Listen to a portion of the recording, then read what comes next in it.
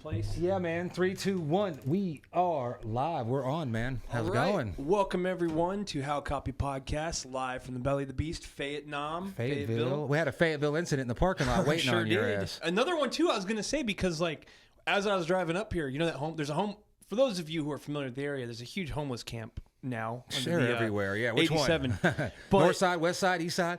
There were two guys that I didn't bring my piece today either, which I kind of felt naked. So, you get that feeling when you're like, oh, shit. Yeah. No, because I always have it. As I was stopping at that intersection, there were two guys that were heavily tatted that looked like they were up to something serious. They were fucking running across the street, not even waiting for people. Like, the dude pulled in a truck and then they got out and they were running across the other homeless camp. But yeah, ain't my business, man. No, man, I was out in the parking lot waiting on you because, of course, you were on time again. Yeah. An hour late this Brennan time. Yeah, there's Island time, Filipino time, there's Brennan time. But it's not, it's not a bad thing because I've fallen in love with skateboarding again, but not like I used to. But the Carver, the surf skate, I must spend about 2 or 3 hours a day on that thing now. I take it everywhere like I did when I was a kid. I'm going to bring mine so we can that looks fun, just farting on the parking lot before a sesh. The challenge that I give myself is you push one time and see how many times I can go all the way around the parking lot without pushing again, just by pumping. And I got 6 times out there. But I'm skating around and I see, I get towards the main road out there and I see a red truck coming. This was a Toyota, but it was the same color. So I thought it was you. So I spun around and I started going towards the truck and I started carving and doing like this. And the car slowed down and it wasn't you. Oh no. There was 3 guys in the cab of a truck and then 1 guy in the back. Okay. And they were not entertained and they stopped. They slowed down. And I was just like, hey man, I thought you were somebody else. My bad. And the guy in the fucking, the passenger side, white t-shirt, he didn't say nothing, but he kind of looked like they were looking for trouble almost. And I sensed it. And the guy in the fucking back leaned up to the back window and was like, hey, what are we doing? Oh, gotcha. Like, was he going to jump out? Like, you see an old white dude skateboarding, dressed the way I am. I guess they thought punk. And I was like, what you mean what you going to do? And I picked up my shirt and showed the fucking Glock underneath there. Yeah. And I was like, roll on, man. And they rolled on. But the guy in the passenger side kind of like reminded me of like I see in the movies, like the Mexican or the El Salvadorian gangsters that aren't scared of shit. Like even the cops are talking shit. Yeah. And he's just looking at you like, mother. And then I seen him go around the back street. So I just stayed out there, but I didn't hear nothing from him again.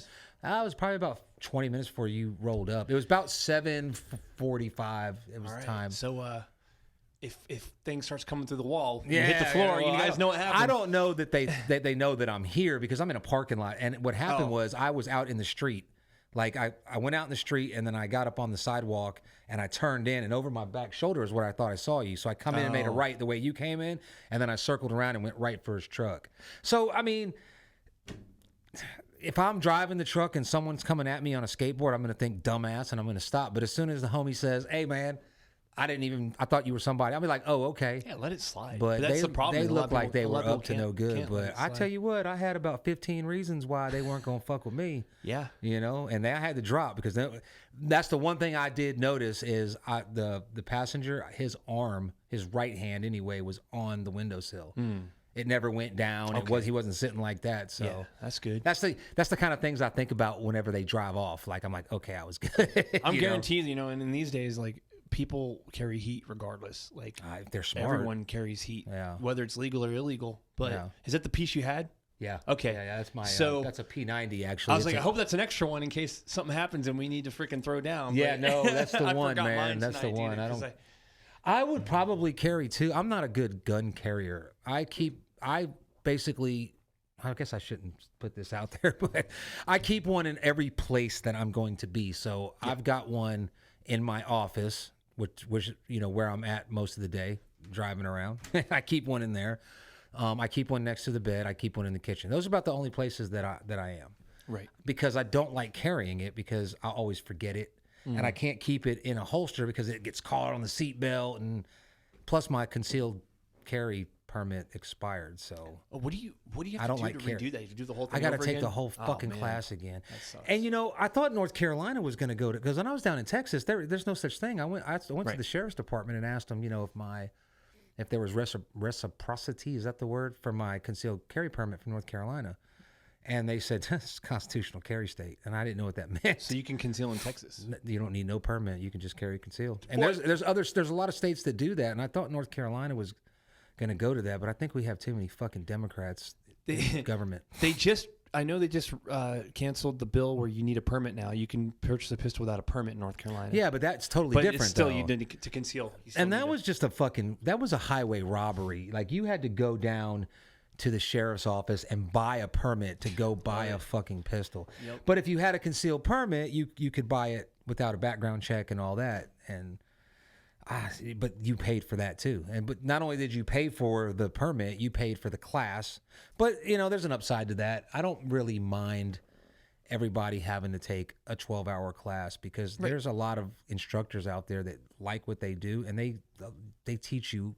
They teach people otherwise that have no experience with guns. Oh, yeah. I'm of the mindset kind of like game wardens on Fort Bragg, or you know what I'm saying, or people following the rules during hunting season. Right. Those are there for you to follow. Leave me the fuck alone. I'm going to do what I want. I'm going to break the rules responsibly, but y'all follow the rules so we don't get all these game wardens. When it comes to shit like that, like, y'all should take the class, but I'm good. I don't need to take the class. But if you're going to take the class, have you taken it here? The hunting class? No, the concealed carry. Oh, yeah. Oh, okay. The last one I took was the guy's name was Izzy. I guess his name's Israel. Guy from New Jersey. It's called Prepared Carolinian. Even though I had taken the class twice before that, I just never went and got the permit. But he kept it so interesting that I think it was 8 hours of class, and I was I was like holding my pee. You wanted more? I was holding my pee because I was letting him finish what he was saying, because he's very cool, relaxed guy. You got to use the bathroom. We're grown people. Go use the fucking. You ain't got to raise your hand. But I held it and was like, because he kept it interesting. Yeah, just funny. That's good. Yeah, he was it was a good day. So if I'm going to renew my permit, hopefully he's still doing it. Right. I have a good class I'll talk to you offline about after this, but that's the one I did. Okay. But it's a privileged class, so I can't put that on here. Yeah. No. But anyways, yeah, man, that's one thing that gets to me. It's like if you really think about it, we're free, but this is not. You have to have a license. What really gets me is car bullshit. Mm-hmm. The fact that I get it, public roads, all right, but there's a tax that covers public roads. All right. Sales tax can cover public roads, but the fact that you have to buy a car, pay tax on the car, and then you have to, if the Crown allows you to, every year you have to go and ask permission to use the vehicle that you own, pay tax on a vehicle that you own, to get a piece of paper that says that you're legally allowed to operate this vehicle that you own. And I believe that you're, according to the Supreme Court and according to the Constitution and all this, that you only need a driver's license and a tag on a vehicle if it's commercial, if it's being used for business. Supposedly, but yeah, I mean, there's a whole movement. I see it all the time. I watch it. These people that they get pulled over on purpose, and they're like, "I don't need this. I'm a free man," and blah blah. They're right, but it's kind of like income taxes. Income taxes are illegal, or you're protected by the Constitution from paying taxes on your wages in exchange for labor, your income. There's all types of property tax, sales tax, corporate tax, payroll, all these taxes. But the one thing that was protected was, if I go to work for you and you pay me $10, that's my money. It's not taxable. That is never been overturned, but yet we still pay income taxes. And the reason why I think they had a pretty good reason why. I'm not 100%. I think it was during the Depression with was it the Civilian Conservation Corps to rebuild something everything? like that. Yeah, it was temporary. They passed a bill, they passed a temporary measure, but that temporary measure never went away. And like the IRS, a lot of people don't realize the IRS is not even a government agency. Did you know that? You think the IRS of what? When you think the IRS, what do you think of? What do you think it is? Think it's a government agency? It's not. It's an LLC that's LLC'd in Delaware. Wow. So it's like Verizon. You go to a Verizon store, you think it's a Verizon store, but it's actually not. Did you know that? So you're not. No. Did you? Yeah, I didn't know that either. You have an issue with a phone, or you buy a phone. If let's say they bullshit you at the Verizon store when you're buying your phone, like they tell you you're going to get this phone for free if you sign this, but you end up paying. There goes Fayetteville. You end up paying, monthly for that phone, and then you call Verizon. You're like, well, I didn't agree to that. And you tell them, well, did you get it from our website? No. Well, those stores are not technically, they're representatives of Verizon. Yeah. They're not legally Verizon, Right. which that's bullshit. That's some shady shit, man. So it all just all goes back to this is not a fucking free country. No, it's not. Okay, because they're stomping on your rights from the beginning. Now, the reason why income tax is so successful is because most of the people in America, I won't say nobody, most of the people in America don't pay them. It's deducted out of their check. They authorize that. So when you get your check, you got your FICA and all this stuff, and you just assume that that's, normal, and it's that you assume, you put your faith and trust in the government that they're not breaking the law and robbing from you. If they made it to where you had to write a check every fucking month, if they said, okay, you still got to pay taxes, but now you got to write a check every month and send it to us. Yeah, you know how fast that would fall apart? Nobody would pay that shit. Right. There'd be a lot more people. They'd be like, wait a minute, you mean I don't have to pay this shit, the Constitution?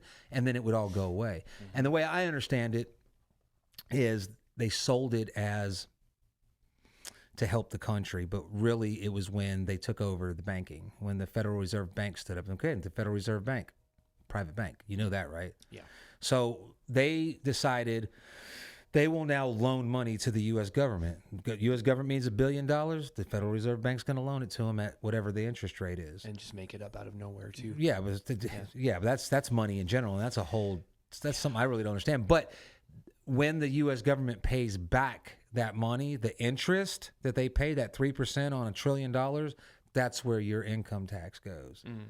None of your income tax goes to social programs. None of it goes to people are like, I don't mind paying my taxes on my, they talk about their income because dumb people don't know about sales tax and property tax. They just don't fucking know. Most of them rent anyway, so right. It's the landlord's paying the property tax, but they think it's going to social programs and welfare, but it's not. It's not. Well, I mean, even I think the funding that even comes out of whatever you pay in taxes that would go to that is such a minuscule amount that it doesn't even blip on the radar. Yeah.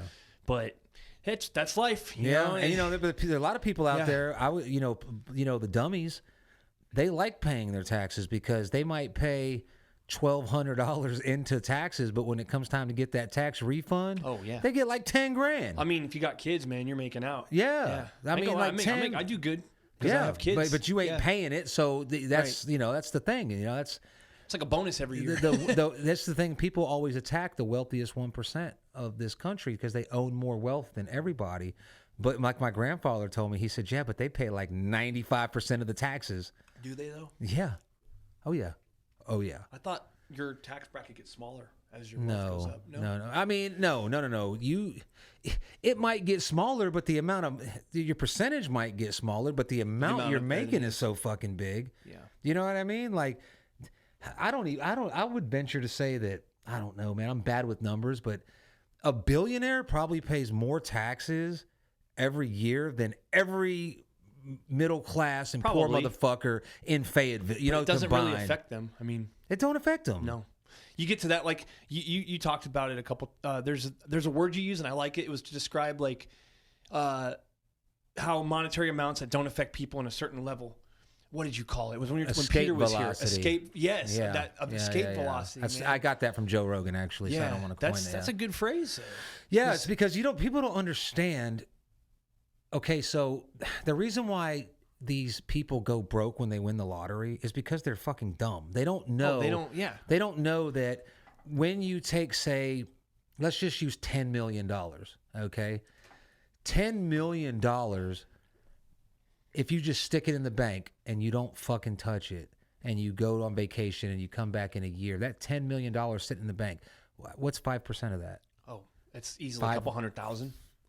What did I say? 5 million? Yeah, it's like 500,000 or 250,000. More than I live off of. Right. So basically, if you just went on a ratio of every $1 million makes you $50,000 a year, and you've got so you made $250,000 a year. That's income. Mm-hmm. You have to pay income taxes on that, and the government doesn't go into your bank account and take it out. Right. You physically have to write a check on you have to report it to them. Yes. Okay. And you have to pay income taxes. Well, these dumbasses don't know that shit, so they might go 4 or 5 years. And if you don't have any write-offs, $250,000, you're in the 30%, 35% tax bracket with your Social Security and all this taxes. next thing you know, where you could have probably just paid, like 20, 30, 40,000 or $50,000 in taxes. Now you got interest and penalties and fees, and you wake up one morning and you owe the government like $1 million, and it's all in interest and penalties because they don't understand that income is anything. Right. You know what I'm saying? If I put my money in Ameritrade, I just, my buddy said I need to buy stocks and whatever, so I'll put $100,000 on the market. That income, that sheet they give you of profit, you got to pay taxes on that. People don't know that shit. Yeah. And they don't teach you that shit in school because no, they don't. If they taught people that in school, then there wouldn't be a wealthiest 1% no more. Yeah, and it's all about control. Yeah. And who gets to and who doesn't. That's Right. basically the bottom line. And that's another thing I think as a society we kind of have to stop pretending that doesn't exist because it always has existed. It exists in everything. It exists in nature. What's that? Just a hierarchy of there will always be those who have and there will always be those that don't. Well, yeah, I guess. I mean, that's just kind of we're an adversarial species, Yeah. Even before people can say, "Oh, we need to go back. If we could just go back to when we were hunter gatherers, when we lived off the land, and there was no convenience stores and yeah, that's where you were like living your life, and whoever was the most psychotic, fucking killer, murderer, mm-hmm. and it's like that today. Yeah. If human beings will kill, okay? You will, if I come into your house and I've got a knife and you've got a gun and you feel like I'm there with a knife to harm your kids, you'll kill me with no problem. Mm-hmm. You might even fucking put a few extra in my eyeballs to let my friends know. But if you wanted to fuck my wife, would you kill me? No? Yes? Maybe. You have to think You're about gonna that? have to. No. What I'm saying right now, today. I'm saying today. No. That's what I'm saying. No. Or if you like my truck and you want my truck, would you shoot me in the Some fucking people head? would. Yeah, some people will would. kill you for $20. Yeah. But that's more driven. Okay. So my point is, those types of people are the people that control the fucking world. Yes. And Okay. the reason they control the world is because It's they're like that. because they're willing to do that. Okay. Right. Now the guy that'll kill you over $20, he's a fucking moron I would because say- he doesn't well, weigh the risk For reward. instance, I didn't mean that he'll just kill you for $20. Like to some people, for instance, you go to the Philippines, right? You get mugged. I've always heard, don't try to. You're a big bad American. They may be 4'8". There might be two of them. Mm-hmm. Don't try to fight back because they'll straight kill you. You're not worth.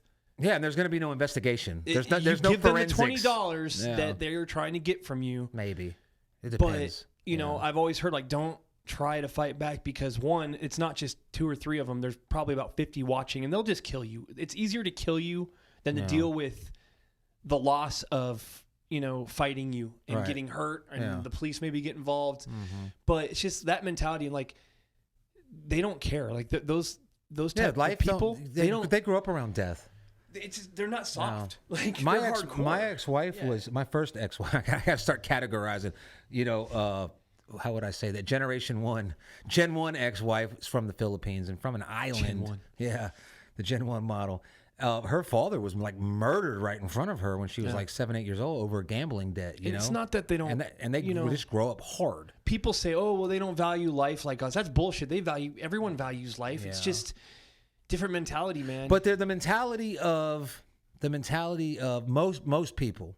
I think that's more of a pure Most human mentality. people, if you're sitting there and you have 10 loaves of bread and you're sitting there eating it and you look out and there's a baby and a mom and like 2 kids and they're fucking starving and they're not even paying attention to you, most people would be like, hey, let me give them a loaf of bread. Yeah. Now, if more show up, hey man, I'm sorry, I got to feed. But if I can spare it, I'm going to give it because we're nice people. Mm-hmm. The people that run the world don't give a fuck. Matter of fact, they look at if I could get 1,000 of those starving kids and moms and poor people around me, they'll do all the menial tasks and they'll pay me taxes and they'll build my fucking army, and I'll just pay them. Mm-hmm. And the only way to do that, one, is money. You got to have the means to pay people, but you've got to be ruthless enough to fucking go into the village next door that you want their resources and not just take it over. It's not a negotiation. You see what I'm saying? Back then. And nowadays it's masked as one. But look what happened to Gaddafi. Yeah. You know what I mean? Look what Yeah. happened to Saddam. Look at and I'm sure there's people out there like, oh yeah, they were bad people. Yeah. How do you know?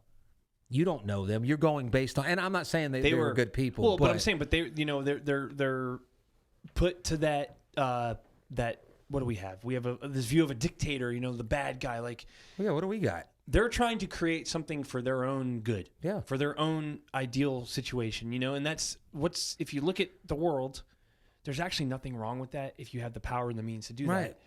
But according to the world, it doesn't fit the world system, so we have to take them out. You know, well, that's the same thing we had to do with the communists in Vietnam. Look what we had to go. You know, 58,000 Americans. Is Americans or just allied? I mean, 58,000 people on our side dead in that 58,000 Americans. 12 years fighting the VC because we had to stop communism because one, communism was bad and evil. Look at fucking Ho Chi Minh City today. Yeah. Look at Saigon today. Yeah. It's a beautiful city. I mean, it's a weird. third world city, but they're very prosperous. It's weird how that, you know, it seems like nothing. This is what I'm trying to figure out. Are things there? I believe there's major things in history that happened that, yes, like for instance, World War II. If the Allies had not won World War II, how would the world be today? I think about that often. It's a weird thought, but I do. Yeah. But it's like same thing with Vietnam. You know, the how American politicians saw Vietnam back then is probably different than how it is now. Mm-hmm. They didn't think that, but it's like, would it have turned out that way regardless? Look at how it is. Like, you can go there. It's a beautiful country. It's a thriving country. Matter of fact, the guy who owns, I think it's Mr. Tongs, I'm not sure, the Sriracha, he escaped Vietnam, communism, came to the United States and started a company, the Sriracha sauce. Yes, Sriracha sauce. Hot cock sauce. Yeah, something like whatever. the one that we all use. Here, all these little hipster foodies out here, if you think Sriracha is authentic, it's actually not. It's fucking American hot sauce, but whatever. Yeah. So the point of my story was this fucking this guy escapes communism, comes to the land of the free, starts a thriving company, and guess what? He has to go back to Vietnam. This was years ago. I was reading this article. He went back to Vietnam to manufacture his the Sriracha and just import it to the United States because the regulations were too strict. The government control was too strict in America. I think he was in New Jersey, was where his factory was, but he moved it back to Vietnam. Communist Vietnam. He went back to communist Vietnam because of America. And he escaped during the war. And all these fucking people, I always hear it. The land of the free, and they hate us for our freedoms, and the whole world hate. Who? First of all, most of the people that I hear saying that have never been out of the United States. Now, I lived in Iraq. I lived there. You lived there. I lived there. Like, you weren't restricted to the American General Order No. 1 when you were. Well, first time you were, but second when I was in the military, I was. But as a contractor, no. I lived lived there, and I was there 4 or 5 months, straight, and then I was home for a month, and then I was back. My tax returns are all internationalized, zone because that's where I live. So I met these people. None of them hated us for our freedoms. They hated the fact that we were occupying their country. Oh yeah. You see what I'm saying? But you think you're free. You think you're a free person, and you think this is a free country. When you stop and analyze it, you're not in a free country. Not at you all. Can't do everything you fucking do is regulated. Everything you watch on TV is regulated. It's rated R, G. Do they still do that? They rate. Remember we used to, we're kids.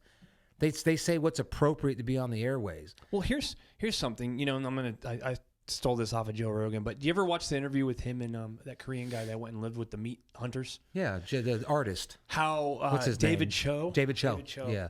Man, he's a rich motherfucker. He is, but dude, that guy, like, he kind of like it's kind of don't these fucking people that are out of it because of the money, like this guy. Like, he really pipes himself up to be this amazing adventurer, but he was just he was a bored rich kid who went and did all this stuff. Was he he wasn't a rich kid, man. He did not grow up rich. His parents came from Korea. He did. He grew up rich. He grew up higher middle class, upper middle class. What's upper middle class to you? Did I grow up rich? All right. Come on, now we got to get this out. Just because you grew up poor doesn't mean that everybody that grew up higher status than you is like some spoiled rich kid. I believe his parents worked, and he might have not be from a trailer park, you know what I'm saying? But when you say rich, I think we had this conversation about Mr. Beast. Mr. Beast grew up in North Carolina in maybe a 3-4 bedroom house. Is that rich to you? No. Okay, but that's not what my point is. So let's just for argument's sake, we'll halt that and say we don't know how David Cho grew up. I'm thinking he grew up like middle class at best. Yeah, I think he was a little bit more well off because Okay. he fucked up a lot and he always came out okay. I've watched this guy. I don't know enough about him, Yeah, but I he's- heard stories. I thought he was really cool. Like I listened to about 4 of his full podcasts on my Yeah. way to Chicago last summer, and I was like, this guy's kind of neat. So I wanted to know his background, and yeah, like he basically he was fun. Like he had no job and he went around the world and just did cool shit for like 3 years But how straight. did he fund all that? How do you think he funded it? His art, man. No, he didn't. His parents, man. So you're telling me that David Cho, his parents a rich kid, flew around the world, did all this cool shit, and then became an artist and became a fucking almost a billionaire? Yes. Okay. Yeah. I don't know Anyways, enough. I'm gonna call bullshit on that, but I don't know enough. A good point he had. But I know was, his parents did not paint his paintings and sell. No, they his didn't paint his paintings. paintings, but here's the thing, man. Like I could fucking wipe my ass with a piece of paper, right? Mm-hmm. If I'm going out and I'm marketing it Yeah. in professional levels Yeah. with like money backed marketing, Yeah. people are going to eat that piece of shit up and pay. You got You a know? point there, I guess. Yeah. Or it could just be luck. You're in the right place Sure, at the right I'm time. sure. You're doing something. This is the way I look at it. I try to tell my kids this. It doesn't really make sense nowadays, but it sounds cool. As an older person talking to a younger person, is just do what you love doing. Forget money. Yeah. Don't think about money. You're in your 20s. Think about this, man. Okay. For instance, here's a perfect example of this. This is how I feel. Not like I said, result does not. This is not the truth. It could be. I could be Okay. completely wrong. But No, this it's is your truth. Let's go. This is the way I see things and why I see them. So, for instance, you take 2 kids, right? One kid is good at drawing. The other kid's good at drawing. Okay. Yep. One kid's parents are super well off. They bump shoulders with a bunch of important people. Yep. Right. Politicians and stuff. All right. Both kids draw the same stuff. Yeah. Okay. That one kid who is good at drawing, but he's homeless. He can draw this stuff. He can go offer it to a store to sell, and they're going to tell him to fuck off. Now, this kid whose parents are bumping elbows draws something, and then the next thing you know, he gives it to his dad, and his dad goes to some guy and is like, hey, man, my son drew this. What's wrong with that? Nothing wrong with that, but I'm saying it's fucking easy. You sound easier. like a woke.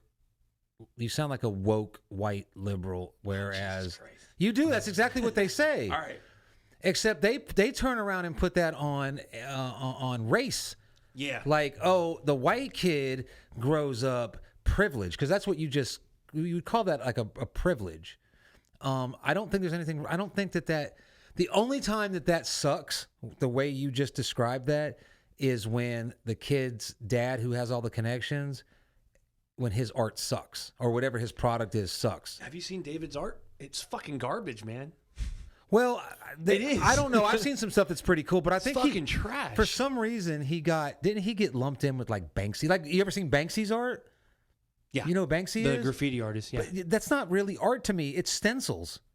He's got like 6 fucking. He puts a sheet up, spray paints it, and it's cool looking. Don't get me wrong. And he puts it, and it was like graffiti art, but for some reason, the wall he tags up is worth millions of dollars. Hype. I don't know enough about David Cho to have this conversation. He just struck me when he was on the Rogan show, and I only heard he's been on a few times. I only listened to the one that he was on like last week or the week before. And the way he tells stories about riding in the car with his mom and dad to go to one of his shows, the way the way he described it didn't come across to me as like a privileged rich kid. Oh, he definitely was privileged and Okay. shit. But it's funny because like you see a lot of people calling him out on that whenever Okay. I didn't know enough. Whenever Okay, he posts so- stuff about like hardship and stuff, it's like, Yeah. dude, you went straight into like But the limelight. Okay, assuming Yeah. that's all true, he grew up some spoiled rich kid and had nannies. He still went to Africa and he lived with this tribe of Oh, yeah. people. No, give him, like, and he 100%. raised a bunch of awareness because Right. his like crowdfunding, whatever it's called, he's got like a GoFundMe for this tribe of people. But they don't care. Yeah, they don't care. That's my point was like, what I was going to bring from that is he's talking to these dudes and they're all in shape and they're all, they're beautiful human beings because of their lifestyle. And I guess he talked to them like he wanted to come and bring him to New York. He wanted to exploit them for his maybe I can and see he's like, that. you know, But you tend to have that outlook on a lot of people that I don't know. Maybe I just don't see things different because we are. I didn't used to, man. I used to just take things for what they were, but then like I started like questioning everything, and I always look behind, especially now with hype, and the internet is really everybody now wants to have an origin story. And everybody thinks it's really cool to play that fucking blue collar card. And that shit pisses me off. Yeah, I tell you, I was with this person. I'm not going to say her name, so for the time being, we'll just refer to her as Psycho Cunt. Psycho Cunt. Psycho PC? Cunt. Yeah, Psycho Cunt. Yeah. But she was a fucking fake ass Democrat, and only old, like 50 years old, but still trying to be like hip. Anyway, she had this when she would always go back to this time in her life where she was like a poor black child from the ghetto, right? Yeah. Totally did not grow up that way. Right. But one time it was the same story. And the first time I heard it, I was like, okay. But like the 10th time within 6 months talking to other different people, I was like, that's some bullshit. See, like, that's what I'm saying. My mom couldn't afford food, so she ordered one plate at the diner, and then, the cafeteria, me and my sister ate off of it. Yeah.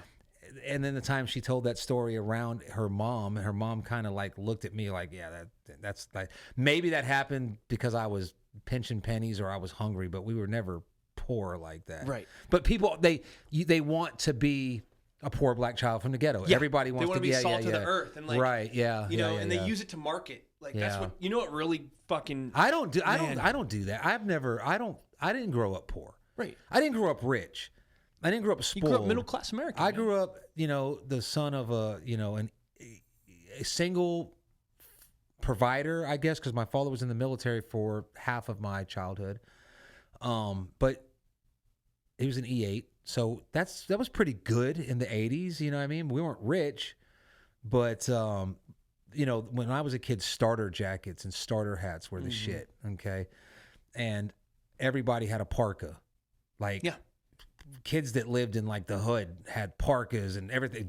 Some of them had 3 or 4 different teams, and I just wanted one. I finally, man. Oh, dude, I think I had an Anaheim Ducks starter jacket. And that was like my prized possession. Yeah, dude. I wanted a New York. You were hot. I wanted a New York Giants one, only because everybody had the Raiders or the Redskins or the Bears.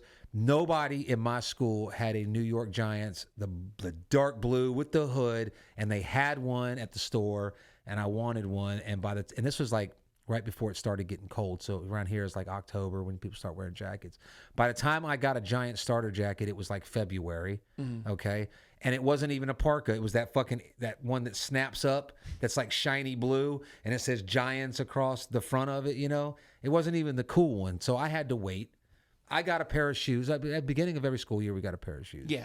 But that was all you got. And that's the thing. Like, even your parents were stable compared to my childhood. Yeah. I wouldn't say we weren't like trailer park, but yeah, we definitely were underprivileged, I guess you can say. Like, I couldn't go play sports if I wanted to go play sports. My parents couldn't afford it. I got you. I never had my own room, bro. I shared a room with my fucking grandma when I was a teenager. You want to talk about awkward. Yeah. Like, wow. How'd you beat off, man? Shower. Seriously, dude. Yeah. Wow. Or when that shit. So it's like, the reason I get like that is because, like, maybe I agree. Like, hard work is hard work, period. But I just don't, when someone's sitting there online talking about how fucking awesome they are and how they did all this shit, and it's like, well, that's, background has a lot to do with what people can accomplish. But everybody's got to have a hustle. That's true. Though. And the way I look at it, this everybody looks at like the Paul brothers, and everybody looks at all these people like Mr. Beast, and they have reached escape velocity financially, and they did it all themselves. I don't care that their parents helped them out. They still created the content.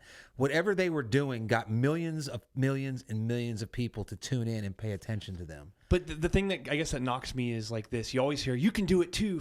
You can do it. You can do it. But they need to have a disclaimer like, yes, you can accomplish this if all you have to worry about is this and not focus on anything else about life. No, I mean, this is the thing. You can do it. Anybody can do it. It's just luck. Look at us. We're doing a fucking podcast we only get like 50 views. We're not buying anything. So I'm trying really hard. If I would rather have 500 subscribers and viewers that actually tune in and watch this than to have, 1 million followers and get 1 million views, but nobody is paying attention to the content. You know what I'm saying? Yeah. It is possible to go and buy subscribers, and it will help you monetize. But right now, I cannot guarantee that we can do this at a certain time every week. Neither can you. Right. You know what I'm saying? The waves might be good. If the waves were like fucking glass, 4 or 5 feet, 11-second buoy, and they were coming in, they were breaking a good 100 yards out past the pier, and I said, well, goddamn, it sucks, we can't go, we got to do a podcast. At this point in this juncture of the podcast, you wouldn't even hear me say that, but if I did, you're going to be like, fuck it, we can't miss that. Right. Because it's not paying any money. Right. But we still like to do it. But I mean, no, I love doing it. That's why we're doing it for free. But the thing is, all it would take is if we ended up in, say, Joe Rogan. I'm going to use Joe Rogan because he's the main podcaster out there, and he's the one that's do the most. But even Theo Vaughn or some of these guys, if we somehow landed in their ecosystem by something you said or something I said or something that people shared, whether it be good or bad, it may be, look at these clowns, or it may be, oh, yeah. Now we just landed on one of their ecosystems that gets millions and millions of views. That's going to cause people to go and check us out to see what the fuck it is they're talking about. Now, if you get lucky, what we say is interesting enough to be like, okay, I'm going to follow these guys and actually pay attention. And now we're getting millions of views, and now we start making money. Now we can take that money and we can reinvest it. We can have marketing, and, we can get better. Right. I have a tendency to say, to go, smack my lips. Every time I watch, I edit the podcast, I've got to watch it. And I'm always critiquing myself on what I need to do to get better. But that can happen in 5-10 years. That can happen in a week. Yeah. So yes, you can do it. But the only way you can do it is to fucking do it. To do it, yes. You know what I mean? Yeah. We suck with our first fucking podcast. Even with my cigar, I had a YouTube channel that does cigar reviews. And I started it just totally out of being a cigar nerd. Okay? And I go back and I watch my first videos, and they're terrible. Oh, everybody does that though. You go back and you're just like, oh my god, you're so proud of that. Weren't you proud of that? But first video? am. I look at it and I'm like, and then I look at the last ones that I did, and out of all of the cigar reviewers on YouTube, I think mine's the best. Well, aren't you you're ranked 30 something in the world? Aren't you? 20. Yes, I posted it. Though. Yeah, in the web. There's not that many cigar reviews. Yeah, but still. And honestly, I think in the whole world, there's probably only 5,000 people that actually watch cigar reviews. Still. And, and all of my stuff was organic, but I'm just saying, I crafted that by watching. There was 3 cigar reviewers that I watched myself, and when I did my own, I kind of combined all of their styles into mine, the style that I have, and I enjoy it. And I think now there's other guys out there that are good. There's even a female that does it. But she's, I think, more like selling sex. But I guarantee you people tune into her simply from the fact that she's an attractive female. Yeah, and she's hot, and she's got money. You don't want to talk about being woke, man. What kind of bullshit is that? Nobody wants to fucking admit those things. If Buddy was a hot chick and I was a hot chick, we'd have fucking 5,000 subscribers. Maybe it depends on what we were doing. It doesn't matter. It doesn't matter, dude. There's no such thing. Woke is just, it's dumb, man. This country. I was thinking about this the other day. It's not even about with being where woke, we're going. Where did I hear it? I heard it somewhere else, and it got me thinking. Have you ever seen a picture of an alien? What people draw as aliens, the gray men? What are they? They got no muscle mass. Right. They're genderless. They got these big heads. They look like they don't go outside. They're real gray, pale. Yeah.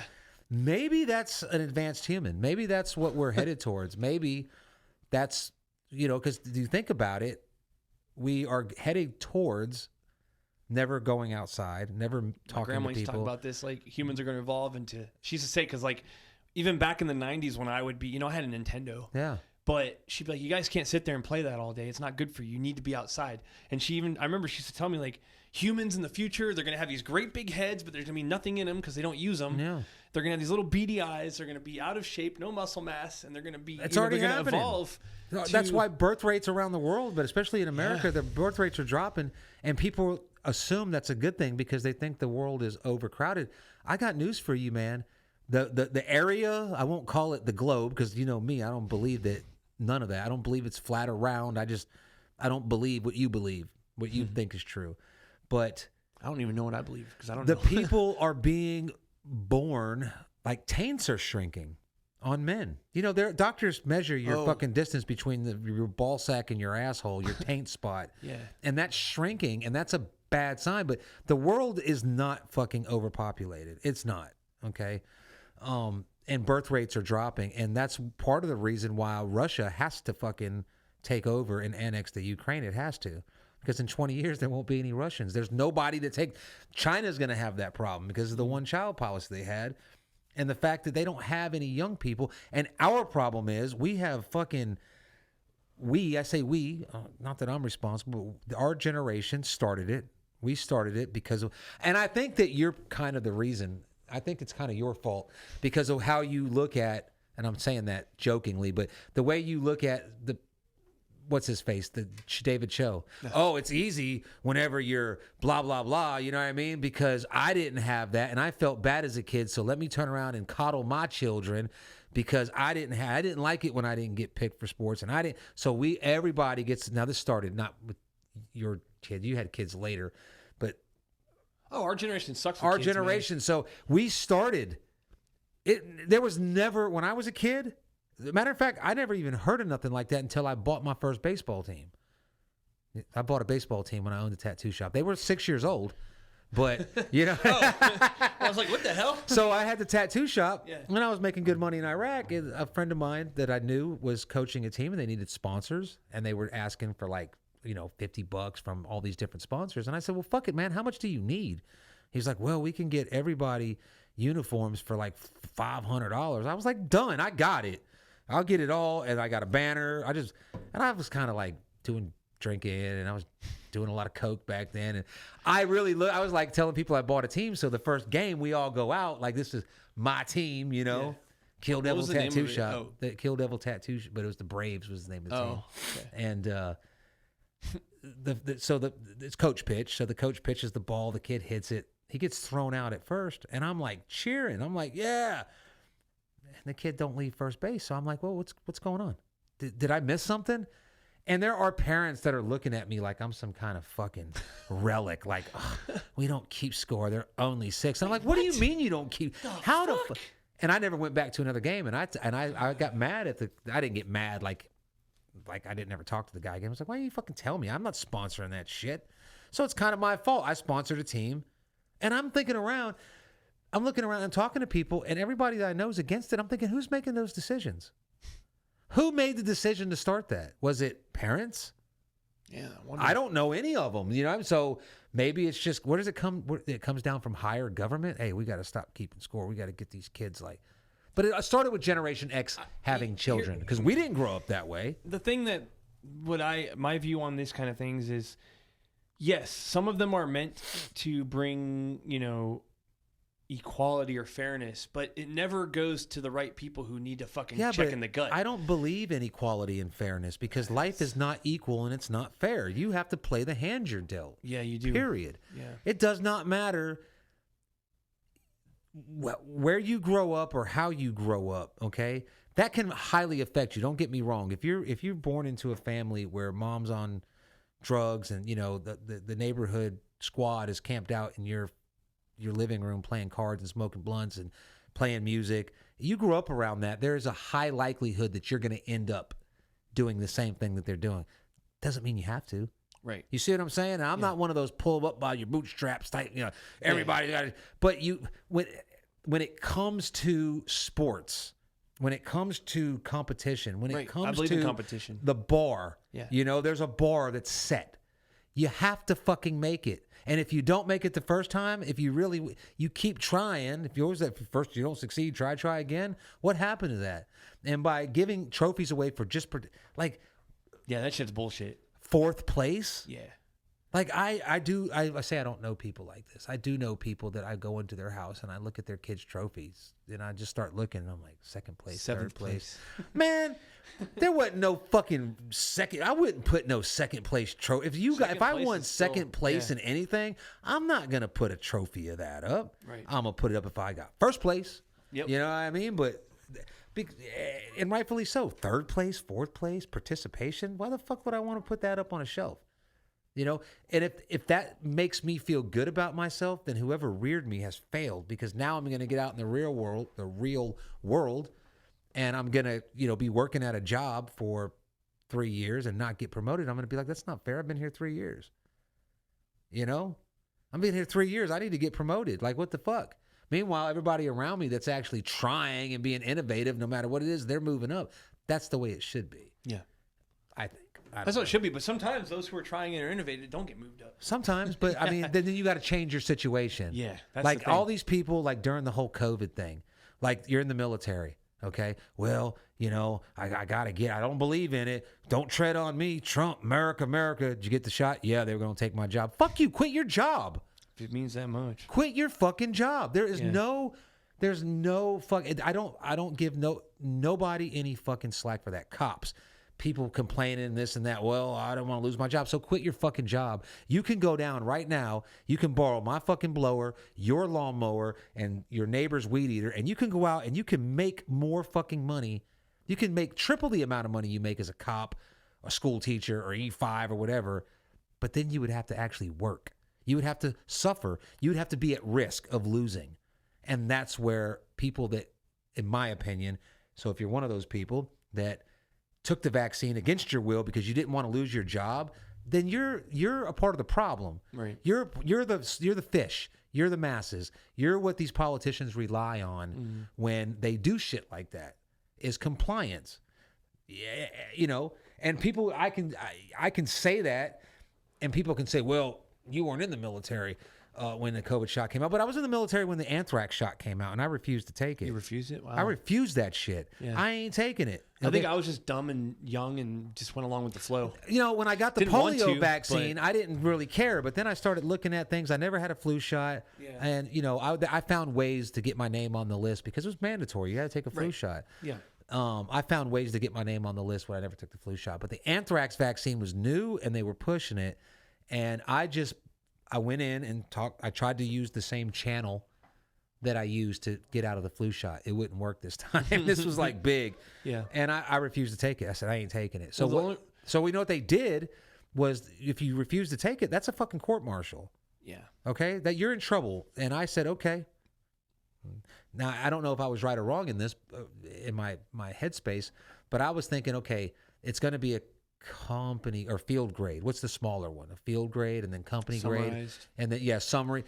Yeah. I was like, I'm not going to sign it. Company's smaller. Yeah. Like I'm not. Whatever the company commander, the CO, whatever he issues, I said I'm not going to sign that. So then it goes up to field. So I'm not going to sign that either. Okay. I will ride this all the way to a general court martial if that's where it goes, because when I get a general court martial, I can now go get me an attorney that's not JAG. Yeah. You know what I'm saying? I can go get an attorney that's not JAG. And this was during the time in America where the press was still kind of a little anti-establishment. They probably would have reported on it. That's my point. Now they would vilify me, but back then they would, you know, maybe. About what we were talking about earlier about like just opportunities. Who would have got that attorney for you? As an E4 in the Army, are you able to afford a good attorney?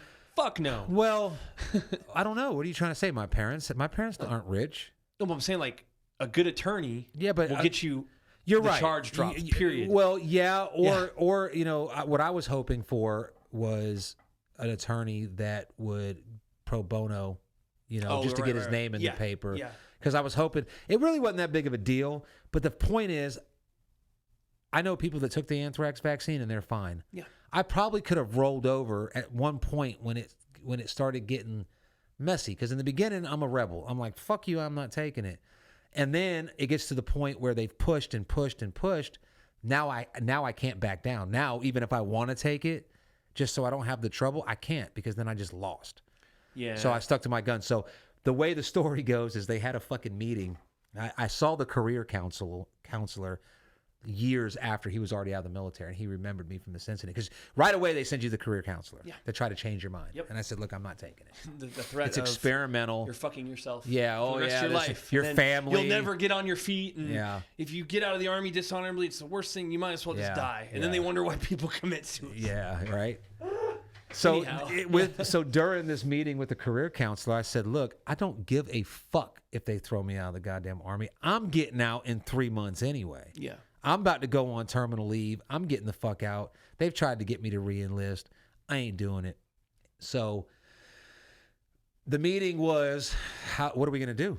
And the command that knew me was like, look, you throw the book at him because there's no convincing him. We've dealt with him before. He's going to stick to his guns. If he says he's not going to do it, I know from experience this fucking kid's he's not going to do it. Yeah. So we're just going to have to either let it go because we don't want the fucking press. And my chain of command was like, if their press is going to be fucking interested in this, that motherfucker's going to get them interested. I can tell you that right now. Unless we fucking put him in jail, we either let this go. Yeah. And the fucking commander, the battalion commander, did not want the trouble, but he didn't want to lose. And he said, figure it the fuck out, make it go away. And the career counselor was called in. Why can't you change his mind? And somebody found out that you had to have more than 90 days left in the Army to take that vaccine. Ooh. If you were less than 90 days, you were exempt from taking it. Huh. He saved the fucking day. Wow. Like when he came in, nobody knew it. Because, guys in the Army are dumb. I'm not saying they're stupid people. They just don't tell you more than you need to know. You know, they don't know. They just know what they've been in the Armies. Figure if you're a fucking E9, an E8, an E7, you've been in the fucking military since you were 18 years old. Yeah. The government is your daddy. Yep. You don't think outside the box. You think if you're a good soldier and you want to move up, you do what the fuck you're told. They don't think outside the box. Right. And something like this. So yeah, they came back. It was my fucking squad leader that told me. The company commander didn't call me in because I felt like that was a victory. Yeah. I won. Fuck you. So I tell that story only because I'm not just saying that. I was in that situation. I'm not taking your fucking vaccine. And when people say, well, I had to because I got a family. You know how many times I have restarted my life with a new way of making money with a family? My family ain't never suffered. You can do it. People just don't believe in themselves. You definitely can. And I think that's because they were given participation trophies as kids. Yeah, it kind of, I think it's the generation below us is when it really started. But it also comes from our generation being so neglected. We felt like we needed. Yeah, but we weren't more neglected. Our parents were more neglected than us. Well, no, what I'm saying is it started with our generation saying, hey, this is not cool. Right. It causes issues. Yeah. Let's start to address some of this. But then it just went, it's like, it's the whole woke thing. Everyone thought, well, no, they just want some changes. What could hurt from that? And then my favorite is the Confederate monuments, right? Everyone's like, oh, well, let them take the monuments down. It'll stop at that. Yeah. What did the fucking next thing that happened after the Confederate monuments? They wanted fucking George Washington removed from shit. Even Trump was like, what are you going to do next? You going to take down George Washington? And it was like, they're like, it doesn't. That's the thing. Like, there are certain things that are validated when it comes to change, right? Yeah. Yes, there are things that may fuck people up and they need to be like, you can't say that, because I'm a white American, this doesn't affect me, that it's not right. We shouldn't take it down. There are people it hurts them. All right. And if they're a member of this country, they're an American because we can't define what Does American it is. Really, though? That's what I always say to people. Does it really, or does it just give you a reason to be outraged? That's the thing. Does it really hurt your feelings? Does it really? I think it's more of the latter when it comes to this shit that's going on. Yeah. Now, anyway, yeah, for sure. A lot of people, and this is the thing that pisses me off, too, a lot of people weren't even upset about things until they were told to be upset about them. Yeah, exactly. Media. Like you said. Going back to media. But tying back to David Cho, and what I wanted to say about that was, so he's in Africa with these hunters, and he offers them, hey guys, I want to take you guys back to New York, and you'll be famous. Like you'll never have, you'll be rich. And they're like, why the fuck we want to go to America? Isn't that the country where people like jump off of buildings because they're unhappy with their lives? Right. Yeah. The fact that people commit suicide to these tribal people, that they could not grasp why people commit suicide about their lives. Yeah. Like, what the fuck, dude? Yeah. Like, how can we get into that mindset where the fact of being alive alone is just enough?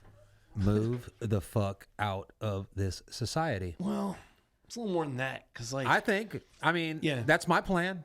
I cannot. I could. I have responsibilities here. I have a kid, a child who's going to be 12 years old next month. I cannot just go down and live in a one-room shack. You know what I mean? Because 40-whatever-year-old buddy, that's perfectly fine. 40-year-old Brendan, that's perfectly fine. But yeah. Yeah, I could go down and live in a 12-year-old bungalow. buddy, though. Was that cool? Is that how you wanted to live? You know what? I can't answer that because I would probably say yeah. Like, I'm almost mad at my parents that they did not. My parents traveled the whole world. Mm-hmm. My dad. I grew up mainly with my grandparents. Why my parents didn't decide when I was like 13 to move to the Philippines? Like, I moved to the Philippines when I was 18. Mm-hmm. My dad was there. My mom, she was traveling back and forth, or South America. Why they didn't do that? But I had different parents. You know what I mean? Yeah. Like, my parents. Like, if I could go back and be 12 years old and grow up on a little island beach, and my dad was surfing, and I would be like, hell yeah, who the fuck wouldn't want to do that? You think it's fear? At 12 years old, for me, or what? As we get older, because it's like, I look back to and I'm like, man, I wish there was a way to be in the mentality of the current always. Like, it's weird because, like, for instance, my mindset now, I always regret, my biggest regret in my career is not going like special forces or that path, because when I was a young man in my 20s and as a young father, and even in my 30s, I wasn't emotionally ready for that. I thought I was, but I hadn't had enough courage to let go and accept. Let go of what? The danger of it, I guess. Oh. See, I never thought about that. Like, yeah, man. I was thinking about that yesterday. But now I'm like, fuck, dude, I wouldn't be happier, I think, anywhere else. I would be so happy working that job, I think. Because now I'm not afraid of things I used to be afraid of. And it took me a long time to get over those fears. Even when I thought I wasn't afraid of them, I was, And it's like now I'm in a completely different mental state, and I've accepted everything about the world and about living, and I'm not afraid of death anymore. Like, I'm really not. What the fuck? Whatever. If you're dead, you're dead. It's not your problem anymore. Yeah, but I'm not afraid of death. It's like, I don't want to die, but I'm afraid of dying. Like, I have. There was when I was thinking about AI today, because AI has been on my mind a lot because of all the advances that are happening so fast. And, the idiots out in America, they don't, I mean, they're more worried about Trump and him and all this stuff. They don't see what's going on around the world, but AI is a big thing. And I was thinking, do you know, my whole life, I've always just felt like I was going to live forever. You know what I mean? I mean, obviously I know that I'm not going to.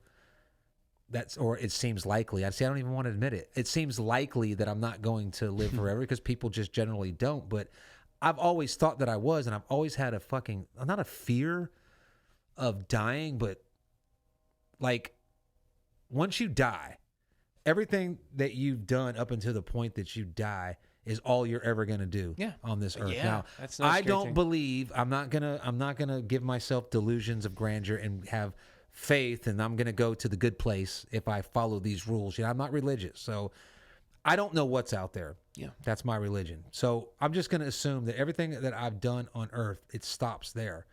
And I don't know what I could do to feel fulfilled. Yeah. To look back at my life and say, I did that. Right. I'm okay. Does it ever depress you? Like, because I think about all the times, like, if I die and I haven't done this, it's like, I want to go to this country. I want to go experience this, you know? Like, I want to do something. I haven't done anything meaningful. I'm sure that somebody could sit down and say, no, this was meaningful. You did this, did that.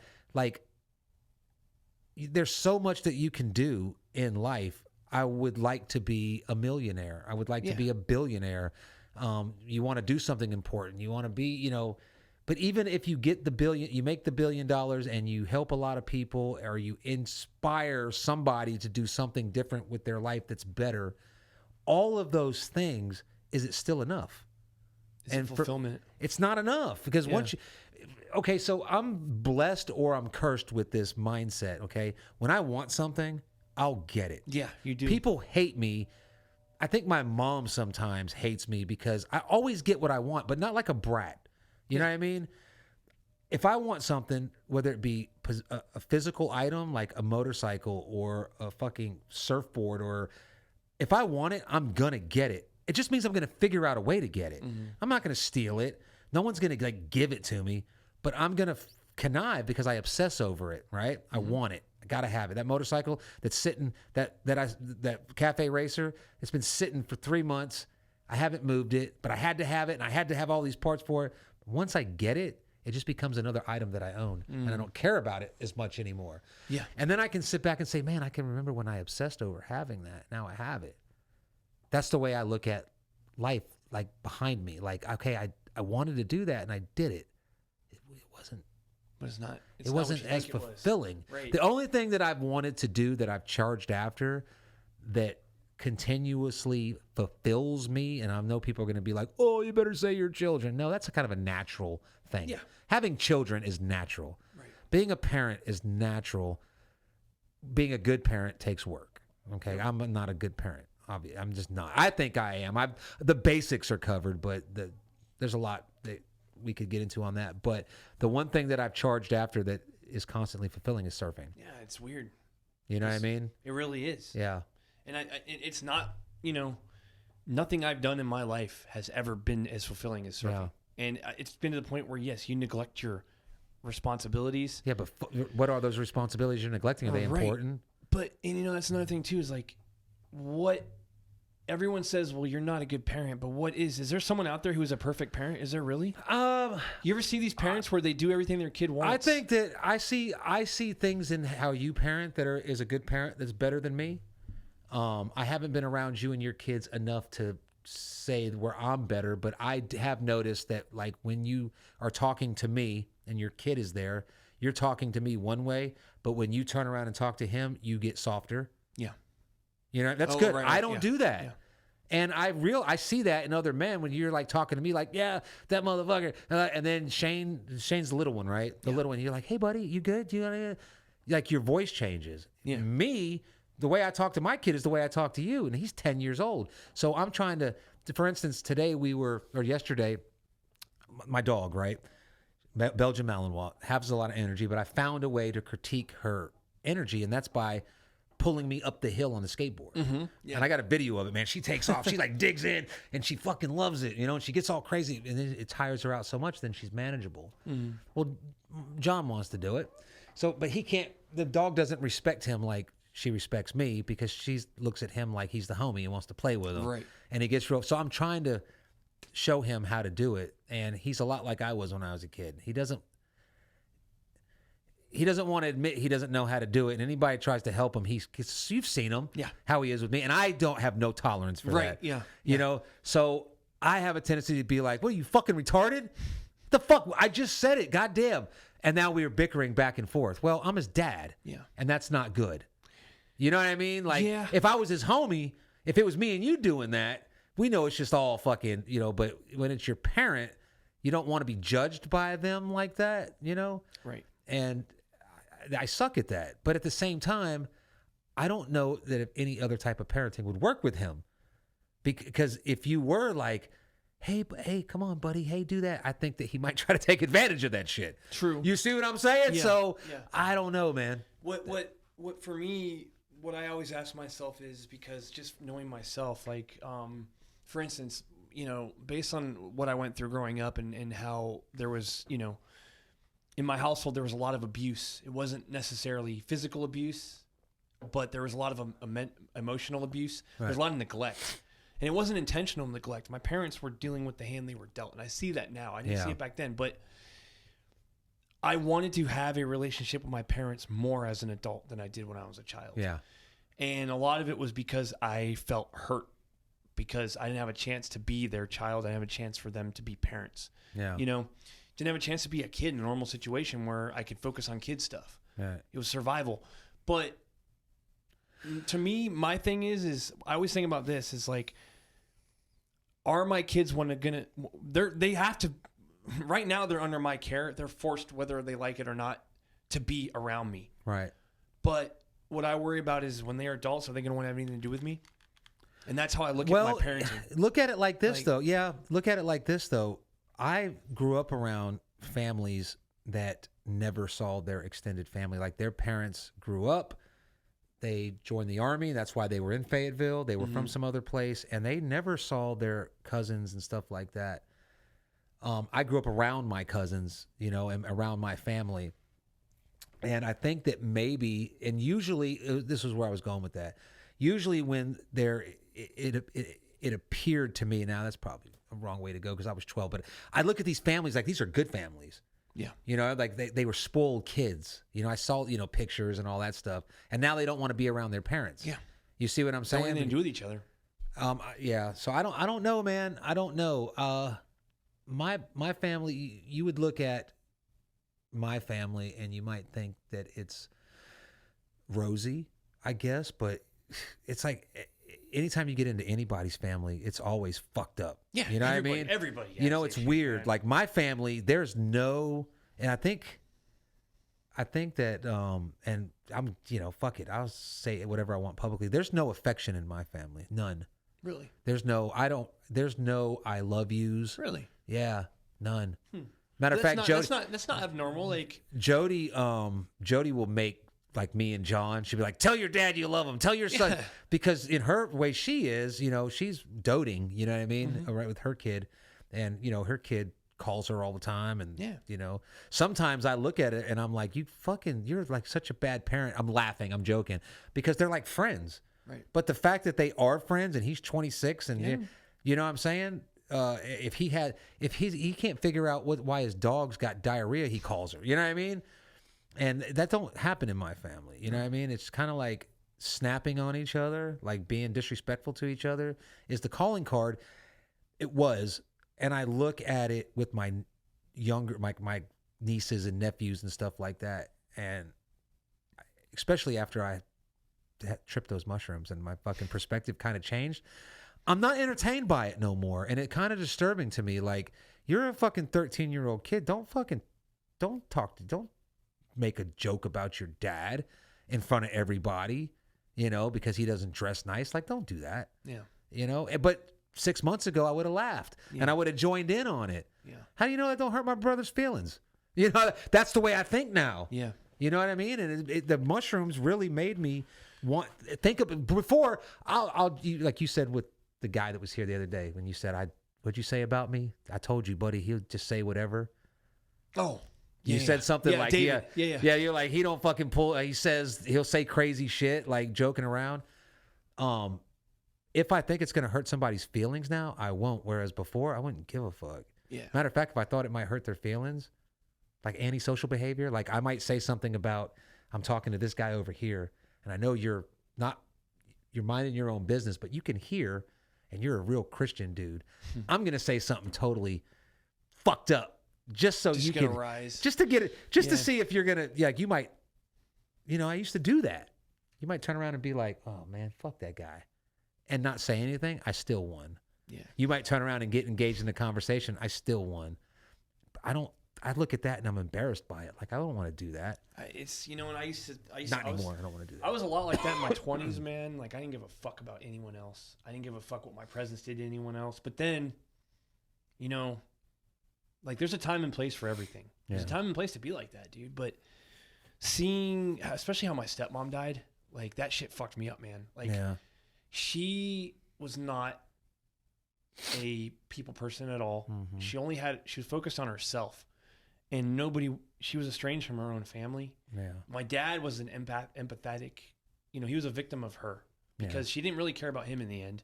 All she cared about was he was gone and there was nobody else that would care for her the level that he would. Right. And she was grieving more for herself when he died than for him. I know people like that. It's got to be about them. And it's like, no matter what, you're at a funeral and you're like, oh my God, you know, we're all here to grieve the person that's dead. Why are you making it about how we should feel bad for you and how you feel? But it's like, we all are on this world. We all die. You know, we all go, but we tend to not think of ourselves as old. Yeah. I can't believe I don't. One day we are. You know, I don't even look at myself in the mirror and think I'm an old man. But here's something you have to realize. Like, you look at, like, when I realize all the time, you know, at the age we are, we're closer to the gray generation now than we are to the generation that's young and doing cool shit. That's the next step in our but, life. But me and you do fucking cool shit. Right. We ride skateboards. We fucking surf. Yeah. You know, we fucking. like- what else? What does the young people do that we don't do? That's what I'm saying. But at the same time, it's like there's going to be a time if we do live long lives where we're going to be old and we're going to be decrepit. Do you want to be alone and die like that? Yeah, I was gonna say, imagine when you were talking about your dad and your stepmom when they died.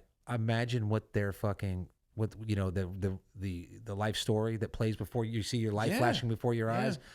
Imagine what that was. Exactly. Like the only fucking person that I did not feel sad about when he died was my dad's father. He was ready to die. I'm sure he didn't want to die, but he went out like a fucking soldier. Yeah. Like he led a full life. He died of cancer, right? Yeah, cancer. And he knew he was going. He knew he was going, and they, he found out he was dying. Lung cancer, I think. Yeah, but he hadn't smoked in like 30 years. But it's lung cancer. Of course. Yep. He found out he was dying, and his number one thing was to get his wife taken care of because he had been taking care of my grandmother primarily for like the last 20, 30 years. Like did all the cooking, shopping, all that, and she depended on that. So he needed to get her set up, and he led a very full life, and he was the type of guy that walked into a fucking room and he took it.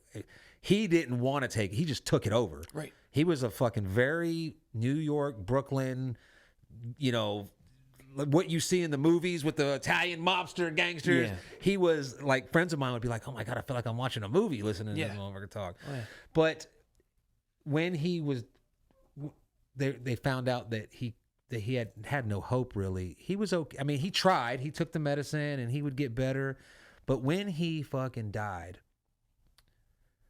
I didn't feel like, I feel like he led the life that he wanted to live, and he, you know, he ultimately did okay, and he wasn't sorry about it because he was laying there incapacitated, couldn't talk, couldn't do nothing, and everybody, you know, people are like, "Oh, he's a vegetable. He doesn't understand anything." So I'm like, I holding his hand, and I said, "Hey, look, squeeze my hand for yes, squeeze my hand twice for no. Are you comfortable? Yes. Are you in pain? 2, no." You know what I mean? And then I said, hey, they're going to bring some food up. You know, put the IV in. Are you hungry? And no shit, he went, like, I could eat. Like, I don't care. He's just, Yeah. So, anyway, everybody else I always looked at like, man, the life that flashes before their eyes before they die, what is that? And that scares the shit out of me because what the fuck have I done? It's not even about what you've done, but I think it's just like being content. What haven't I done? Being content with who you are. And, like, I do... One of my problems is, and this can be a weakness sometimes, I do care more about what people feel around me than how I feel. Yeah, that's it. That's the empath in you. See, I don't have that. You know, that's brought more reward to me than being, I can't be narcissistic even if I wanted to. Like, it brings me down. That's just how I'm wired. Yeah. And it's a good thing. It's a good balance. You know, the yin and the yang, dude, is amazing. I really believe in that. You know, yin and yang. Yeah. Evil and good has to coexist, period. Right, you can't have one without the other. That makes more sense to anything in life. And would they believe like there was just nothingness? If you follow Buddhism, there was nothingness, and then there was the great creator decided that there had to be yin and yang, so they created both. Yeah. To be in the nothingness, and it brought balance. But I just in my life I don't want people to feel the emptiness that I've felt focusing on myself. Huh. Does that make sense? Yeah. Well, it makes sense hearing it and processing it. Yeah. It doesn't make sense to the sense that I can relate. I guess what I've decided to model my life is you know, I'll never forget this, man. This guy was not in my platoon. He was in like I call it 2 platoons down. You know what I mean? Yeah. In your formation, you got 1st platoon, 2nd, 3rd, 4th. Right. So this guy and he would always come to me. You know, soldiers would always come to me from other platoons, and I felt bad because I didn't want to like jump their chain of command. But people used to come to me when they had problems because I would listen and I would tell them like how to deal with it. Right. Or I would do what I could in my power to stick up for them. But this guy just hit me up randomly on Facebook, like after like 6 years of even seeing this dude, and he was going through some shit, and like I didn't know that night, but he was ready to check out. Like he had his fucking gun loaded and he hit everyone up, but I just happened to be the one that talked back to him. Right. And he's like, dude, Sergeant Wheatley, like, you saved me, man. Like, you were always the NCO that, like, you kept me, you created a calm, I guess, because no matter what, I could always talk to you. Mm-hmm. All the other sergeants tell me to fuck off. They wouldn't see shit the way I wanted to be seen. But you were the guy I could always go to and I could express myself, and I felt good because I felt like you gave a fuck. Right. And for that dude to hit me up years fucking later and then admit to me later that he was ready to check himself out, and just being there for him gave him enough hope to go forward. That's what the purpose of my fucking life is. That right there. There you go. Yeah. Fucking, if that's all it is, then that's all it is, man. Yeah, I want to fucking be successful. I want to give my kids the shit that I never had. Mm-hmm. I want people to be comfortable to pursue life how they want to pursue it. Yeah. And I think that's what everyone should be. Everyone should be comfortable to go see the world. You know, if I want to fucking go to Mexico tomorrow and go on a beach I've never been to, I think that should be the desire. Mm-hmm. But I can't, and maybe this is because I haven't been in this position yet. I can't be in a position where I'm stepping on everyone's fucking head to get to that beach in Mexico yet. Yeah. Does it make sense? So that's why I get so fucking upset when I see these motherfuckers. I think that, like, fucking everyone over for their own purposes. Well, man. you know, it's been pointed out to me that I have, you know, when I say things like, I get what I want. Okay, yeah. I figure it out. I haven't nothing wrong with that. Yeah, but at the expense of what it's been thrown at me. Right. At the expense of what? Okay, so you've been married 3 times. You've got, you know, 3 children. There's been stepchildren involved, and yeah, you got what you wanted, and yeah, you did this, and think about, and in each step of the way, lives are being altered. There may be trauma, you know, in the pursuit of getting what I want. It's just been, that's easy to say. I can say that to anybody. Yeah. You know, I could break down your life if I wanted to, but there's some truth to it. Mm-hmm. You know what I mean? I respect you for that, man. Like, we've talked a lot. Yeah. So I forgot where I was going with that because it brought me back to a different thing. I forgot why I was going down that road, but about life itself. Being content. Yeah, I don't know that, like, and I'm still not content. Right. I'm still not content, and I feel like right now I don't want to. This is what I figured out, and from you know, the first mushroom trip, the psilocybin, and kind of bringing it back to, you know, this fucking chair squeaking. For me, anyway, doing what I want to do at all times is become very important. Yes. Doing something that I don't want to do is not cool. And so people will be like, well, sometimes you got to do what you don't want to do. Why? Why though? Who made that rule? Who made that rule? The motherfucker sitting up there telling you got to do what you don't want to do for him to be fucking sitting up there. Right. So I don't need to be stressed the fuck out about making money because it doesn't matter. It does not matter. The only thing that changes when I make a good bit of money is I've got more useless shit. I've got so many fucking t-shirts. I've got so much fucking clothes that I never fucking wear. Now, I had to have this shirt. I think this is like the 3rd time I've ever worn it. It's a Yeti, you know. I just buy more shit, or I go and it's not like I'm not smart. I don't save money. I don't know the difference between like $60,000 and $200,000 a year because it's always been the same to me. You know, so I work when I want to work. I'll do the jobs that I want to do. If there's a job out there that I don't want to do, I'm not going to fucking do it. And I take it on. And right now, I want to move the fuck out of the United States. And I think it's a little bit depressing that I just can't do it right now. Mm-hmm. I mean, I could if it was just me. But you know what I'm saying? I got And I got to think about it. And my son wants to go. He's down with it. Yeah. He's not like, oh, I don't want to go. But that's good, though. That's good. Yeah. He wants to go. And we're going to do it for sure for a year minimum. And then we'll see how it goes. I know that I'm not going to have an issue. Mm-hmm. Surfing every day. I know I'm never coming back. If you get, honestly, bro, I want to know, because if you get tired of that, then fuck, dude. I don't know what else there is. There's no way. Because there's nothing else. The only thing that could change that is if I start getting into bigger and bigger swells, like chasing the big, which I know myself, that's not in me. That's why I'm more drawn to longboarding. Maybe there should be some things that are left untouched. Like, I respect guys that ride those big waves and drop in. I respect it.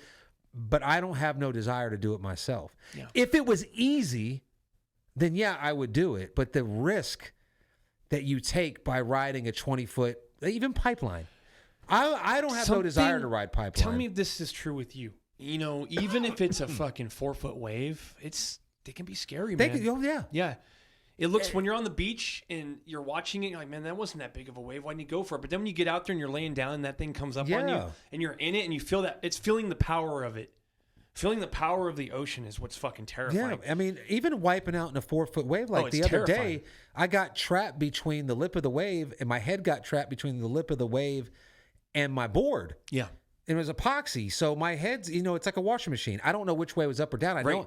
I know that I'm like getting tossed around because the wave's rolling. I know it's only going to last a few seconds, but while it's going, my head's going, bah, bah, and I got a fin on that bitch. So I don't know where it's coming from. You can't see. Yeah.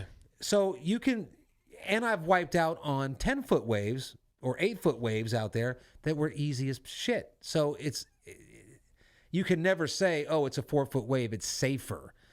No, because the water's more shallow. Maybe maybe you're at a break where there's rocks underneath. You take Bonsai Pipeline. You've got a fucking coral reef, and it's not little pieces of coral. It's like a fucking big rock structure. Crazy thing that about you can get trapped in. Oh, you know what I mean? You can get sucked in. You get into one of those caves, and you can't find your way out, and you lose your breath. You want to hear something crazy about Hawaii? So those big, heavy places, the reef is pounded flat. Like concrete. It's crazy because you go diving there in some spots, you're like, holy shit, did they pave the ocean? Yeah, it looks like concrete. Yeah, I've seen that. The fucking reef is pounded flat. So think of how much force that is. Yeah. But imagine you get slammed down, you go to like Chopu. Yeah. Oh, God. That's 60,000 pounds of water above your head. It's insane. And the water does not forgive, period. No. And so I don't have when I watch the videos, I don't even watch, I was watching some surf videos today, but I watch the melodic longboarders. I don't watch the fucking radical shit because it's not anything I want to do. Right. I respect it, don't get me wrong, and I know that's dangerous, and I don't think that I would ever, it's not in me. You know, that's something you've changed my view on. I'm telling you. No, seriously, dude, like, you're right, though. Like, surfing, longboarding is the pure surfing. That's how it was supposed to be. That's how it was created. It's just cruising on a board. Yeah, but you do. There's more to it. You can step, but it's chill. There's no like. I'm out there, and I thought about this too, man. Because like here's the thing: the guys that I surfed with before are all young. They're all very competitive. Yeah, they want to get out there and they want to fucking do the coolest thing. Well, see, I noticed that about you too. Is you don't put an age limit on your homies. Right. Like you're like, oh yeah, I'm gonna go. When I first met you, you were like, I'm gonna pick up Nick. He's going surfing. Well, Nick's like 22 years old. I know. Is that a bad thing? Though? No, it's not. It's not weird. No, it's not. I felt like a weirdo at first, kind of, because I'm like, wait a minute, these dudes I surf with, they're half my fucking age. Am I the weird fucking old? I never creeper? got that. I never got that. That's vibe. not my intention. No, even like what's Addison was like not even 21. Yeah, I didn't know, but that dude carried. But here's the thing, Addison. Like he's very mature for a 20-year-old. Yeah, he's 20. So what I'm saying, when you surf in that crowd, well, these are young guys. Yeah, and they want to be radical. You know what I mean? Right. So they're going to go out there. They have a little bit more limberness. They have a little bit more energy level. They recover quicker from injuries. Right. So maybe that's why, I guess, whether I said somebody along the line convinced you that shortboarding was just cooler than longboarding, and it is if you want to fucking drop in on 20-foot fucking waves or 100-foot waves. Yeah. And you want to fucking, like, I watched the surf competition today. I don't know where it was at. I think it was at it was in Hawaii, but it wasn't Pipeline. It was another one.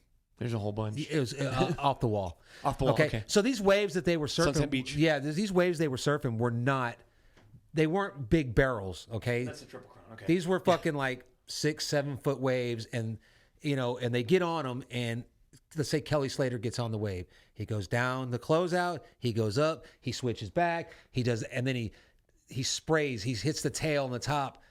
The next guy gets up, John Florence gets up, does the same fucking thing Kelly Slater did. Okay. Then the next guy gets up there, does the same fucking thing, John. It all looks the same to me, and they're judging based on, oh, he threw more spray at the top. Like, I don't honestly get how they judge anymore. Well, even Slater, I read his autobiography. He even said it's all subjective.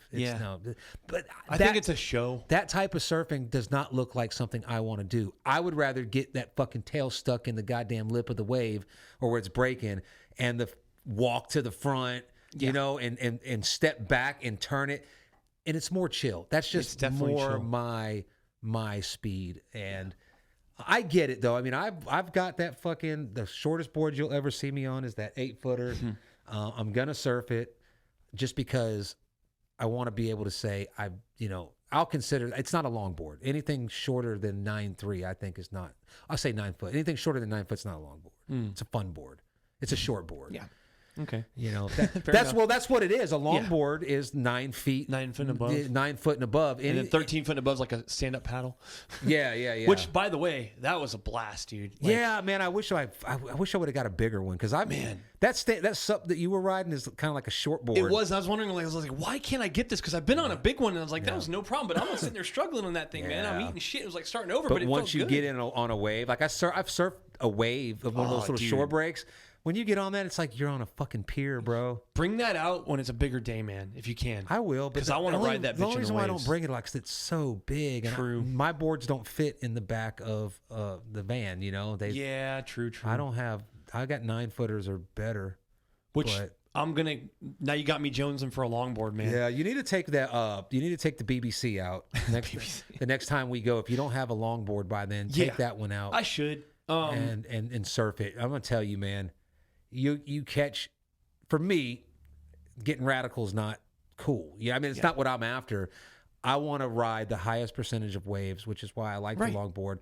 But the better I get at it, stepping into the rail and engaging the rail and walking to the front, which I've only done once, but as soon as I did, I fell off. Like the wave died. Yeah, I want to get in a wave where I can actually that is for me. That's the juice. That's what I want. My thing is when I surf, I like getting down into the wave and I like getting back up on it and then hovering and then dropping back in. You know, I'm not big on barrels. I am on my boogie board. I've never been barreled. Dude, it's a crazy feeling. It's not natural, man. I want to do it. I've been barreled maybe 5 times on a surfboard my entire life. And one of them wasn't even a full barrel. It was like dipping my head in. Yeah. No, I watched a guy get barreled in it's scary though. In Tamarindo today on video on a longboard. So it's risky though. You know, on the fucking nose ride. Oh yeah. He was hanging 10, but he was squatting down. He was pointing like this, and he went into the barrel. Like, you don't have to really slow yourself down because the board's not going that fast, I guess. I don't know. Getting barreled is very dangerous though, and that's another thing I got to think about too. Is I always forget that I do have a significant injury that I have to be careful with because I told you when I got. That day I was boogie boarding and I got cocky because I killed it and I caught one real good one. Addison was right behind me and it was nuts. Like if he had a camera, dude, that would have been sick. Right. But he actually pulled out of the wave because it got too crazy and I went through and I got completely barreled and I got spit out on my boogie board. Nice. And it was a perfect drop in. I went up and I did a couple, I caught my edge and I was fucking hovering and I got shacked completely where the barrel was going and it was going.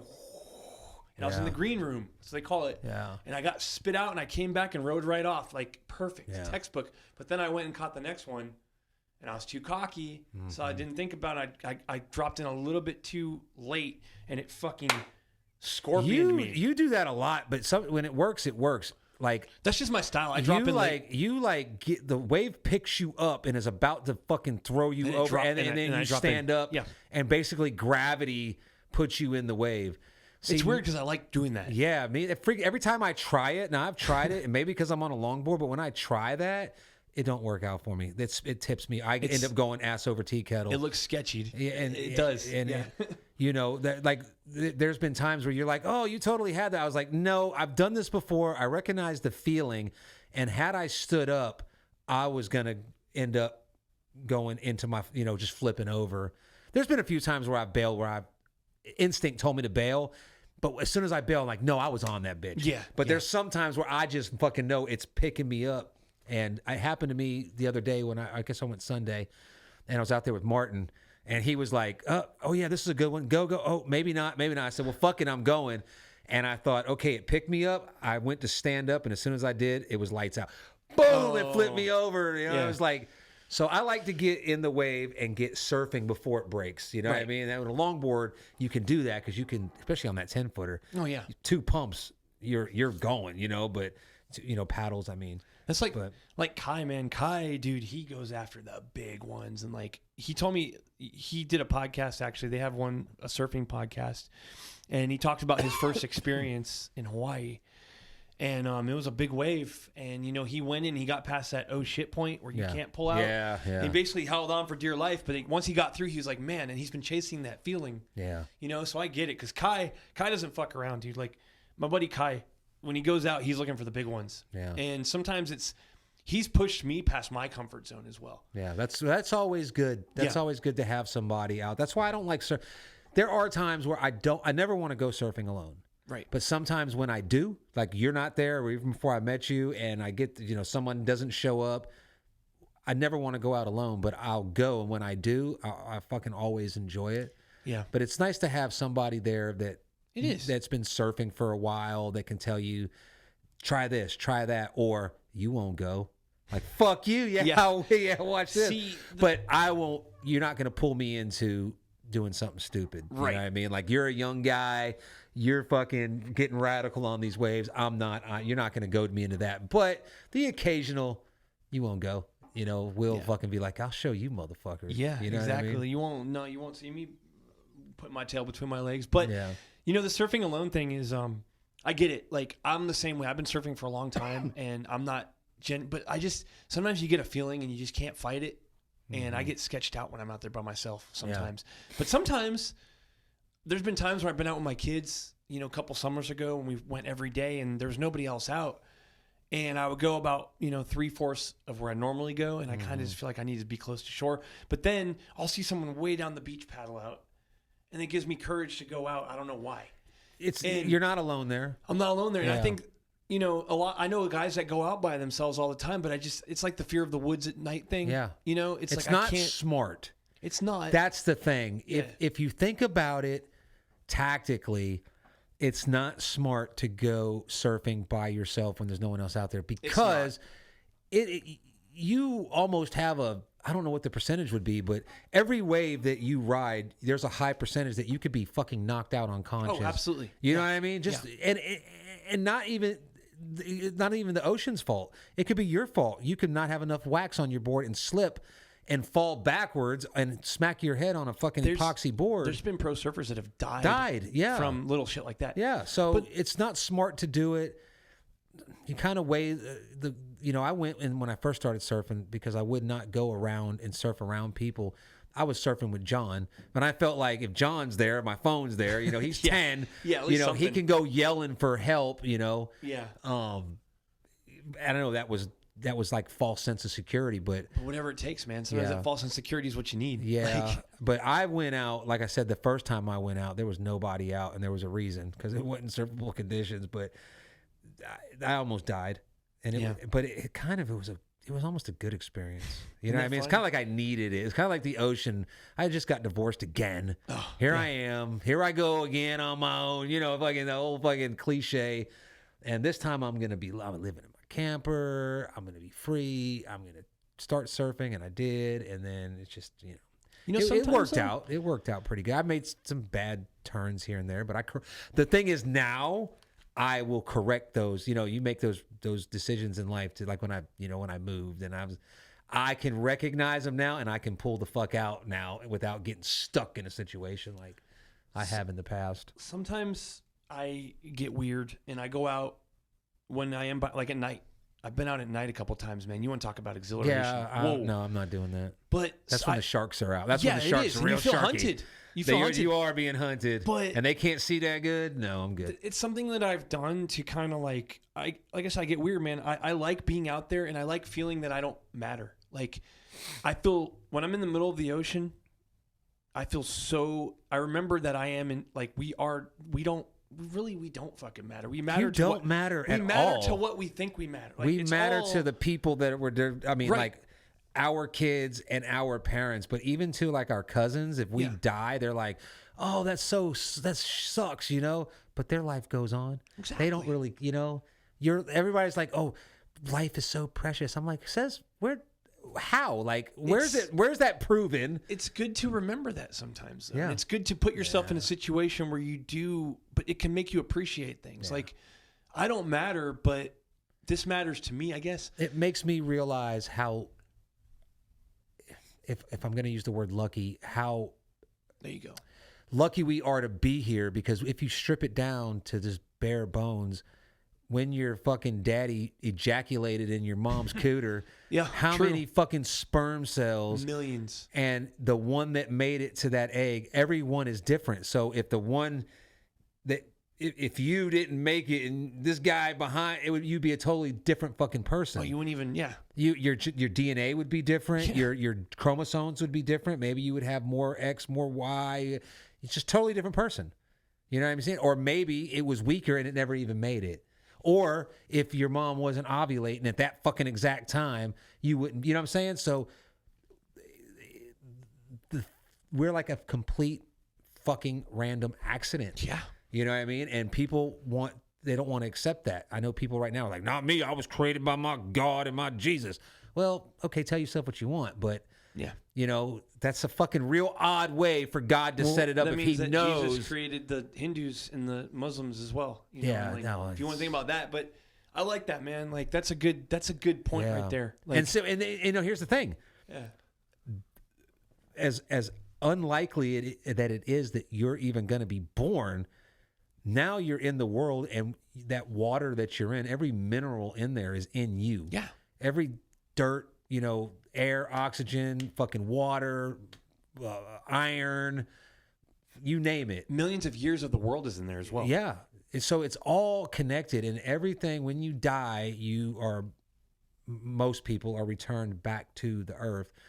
So you become like the water that you breathe in the air has got pieces of I would say our as a human race, or as, you know, just the world. It's all connected. So when I'm in the ocean, I kind of feel like that is brought into perspective for me. That's when I'm driving down the street going to fucking Walmart or going to do, you know, random shit. I'm not thinking about that at all. I'm thinking about the shit that fucks us up. I'm thinking about money. I'm thinking about having to pay bills. I'm thinking about, you know, what am I going to do next month, or how am I going to fit surfing in to working and making money? You know what I mean? I'm thinking about, I just ran into a guy that I know, and he's doing better than I am, so I need to step my game up. You know what I'm saying? You know, this guy I remember this guy when he was just driving around in a beat up truck and just doing patch jobs and drywall. Now he's driving a fucking limited F-250. You know what I'm saying? Mm-hmm. He's doing good. I need to step my game up. When I'm surfing, I don't think about that shit. Yeah. When I'm surfing, they can all go eat a fucking fat dick. I don't give a shit. And it's because you're failing. I'm winning. Do you feel stressed? Like no, not at all. It's nothing, but it's everything. It's everything. Yeah. But people don't understand that. I didn't understand it. Yeah. I just thought it looked badass, and I always was wanting to be to surf, because I knew when I was on the beach that the guy surfing on them waves was just automatically more attractive to those females that were on the beach. Even the female that I would, kind of like you said, when you bring a fighter pilot over, or you go bring your wife around a fighter pilot, don't do that, because he's probably going to fuck your wife. Yeah. You know, I think surfers kind of get that same status on the beach because what they're doing is radical. I mean, it's hard. And honestly, it takes dangerous. A lot to get out there, man. Yeah, you get over that fear. Like, how many people won't even go past the first waves? Yeah. And then you're out there on a board floating around and riding nature. You know, you're riding nature. You're not fucking, it's not an airplane. No. The airplane's not taking you up to jump out, which is radical too. Nothing I want to do. I've done it, but I'm talking about like free fall shit. I don't want to do none of that, but I don't know, man. I just wanted to do it. I never thought it was going to consume me, because if people that know me, when I started surfing, it was kind of like, oh, he's gonna, because I like to try shit. Yeah. And people make fun of me about it.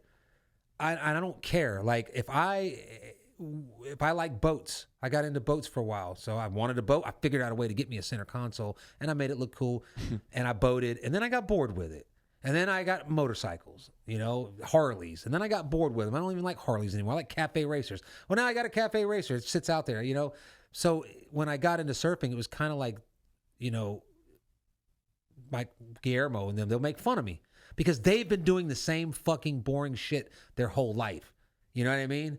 And I don't know. Sometimes I think it's out of haterism or jealousy. You know what I'm saying?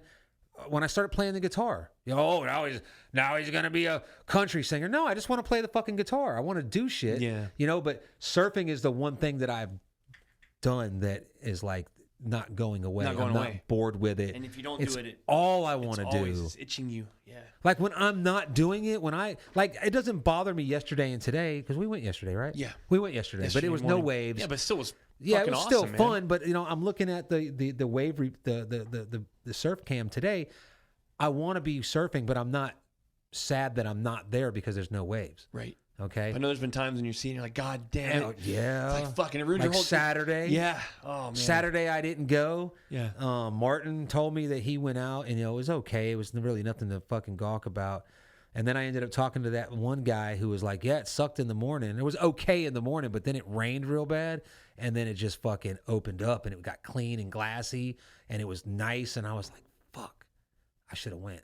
Yep. Matter of fact, when I looked at the fucking camera, because the cameras, you can kind of tell there's a way, but you can't really tell how good they are if there's nobody surfing. Right. Now, when you see people surfing and you see him go, man, he's still going. He's still even it looks small, but he's still going. Yeah, he's still power. going. Yeah, you know, can't feel the power through the camera. Yeah, but I didn't see it. But I thought like I'm gonna if I leave now, it's still 2.5 hours. It could be gone by then. Yeah, that's another thing that sucks. And another thing about this place too is like, it can be 5 different conditions within an hour. Yeah, that's crazy. Yeah. I've never seen that anywhere else. And 4 feet means 8 to 10. Yeah, like, the buoy. I don't understand that. Yeah, like it's not. Or sometimes on Magic Seaweed, 3 stars and 3.5 feet is 1 foot of shit blown conditions. Nothing. So it's kind of just like you have to just go out there and see for yourself.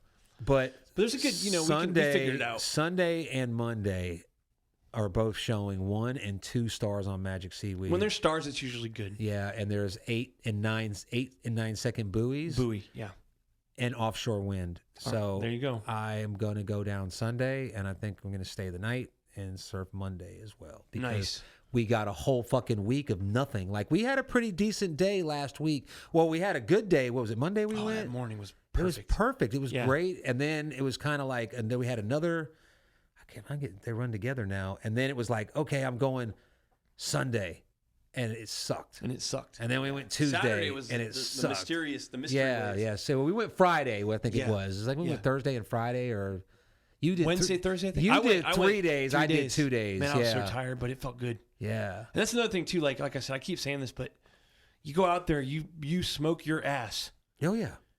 You could do anything else and exercise like that, and you're not going to feel like doing squat, but you don't feel like, I feel like I always want to go work out after I surf. It's weird. Yeah. Even no matter how tired I am, I feel like I want to do something. And even one of the weird things is, even when I wake up in the morning and I can't hardly bend over and my knees hurt, and I'm like, I got to drive 2 hours, and after driving 2 hours, I feel even worse. Once I get in the water, I don't like today. I went to the gym today, and I was stretching, and every time I do my stretches, I always do about 2 pop-ups off the floor. I couldn't even pop up, but on my surfboard, I can. It doesn't make any sense. Right. I don't even think about it. Right, and that's why when when my back was all hurt, even though I was in excruciating pain, it still was enough to keep me wanting to be alive. But doing it on the ground, I'm like, how the fuck am I? But if I don't take that a leave, I can. Remember your leave. Yeah, 6 pop-ups and I'm done, man. Oh yeah. That's why I think stand-up paddleboard is the natural progression to surf waves, but something about it is not as. I want to paddle into the wave. Right. I want to fucking lay down. I want to pop up. Now, if it gets to the point that I cannot pop up, then I'll go straight motherfucking stand up. But I think I won't like it as much. To me, it's not the natural, pure form of it. I won't say that, like, I think you're right in a sense that the origins of surfing are longer boards and all that. But, shortboarding is kind of like the natural progression. Guys are going to want to get steeper and get more crazy. And I respect it. Faster. It's just faster and it's more challenging too. Yeah. Like if you want to, for instance, like you want to, people longboard and like, oh, this is, it gets repetitive. And it's like, I can only do certain things with this, but shortboarding builds your endurance way up, man. Yeah. Because I don't understand like how the fuck people shortboard at Wilmington, because the waves aren't really and the board's underwater. It's hard to get it planed. It's finding even the on the 8-foot board. I don't know where, because on my 9-footer and 10-footer, my toes are on the board. There it is. Yeah. But on an 8-footer, are my toes on the board or are they off? I'm only 6 foot tall.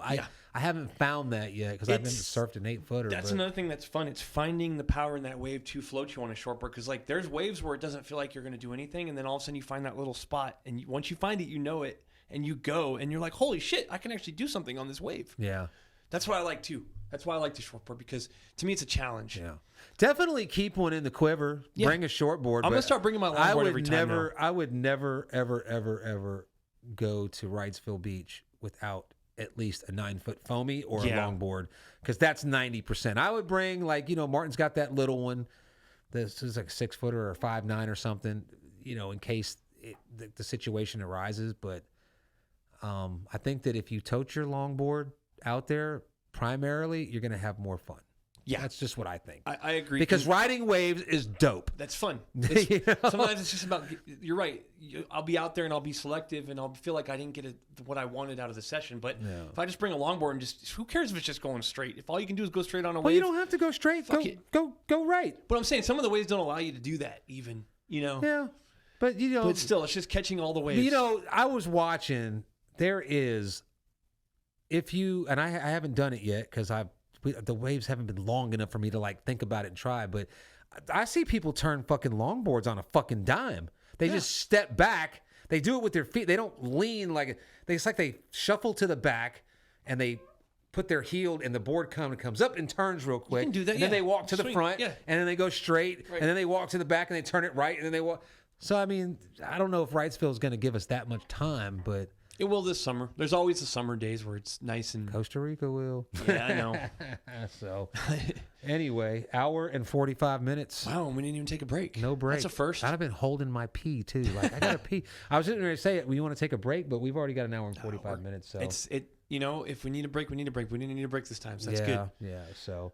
All right. So, we'll leave it at that. I'm definitely going to go down Sunday. I got a line on an Airbnb down there. Nice. It's only $150 a night, which is cheaper than a hotel. I want to get coming up here with my situation. I want to, that I'll have the ability. I want to get something for a couple days, man. We need to get like a house. You want to go halves on a house? Yeah. Like a decent house? Yeah, like on the fucking, though we ain't got to drive nowhere and park. Yeah, let's do it, man. Which don't mean shit because you're always you can't never surf one spot. You're always looking down.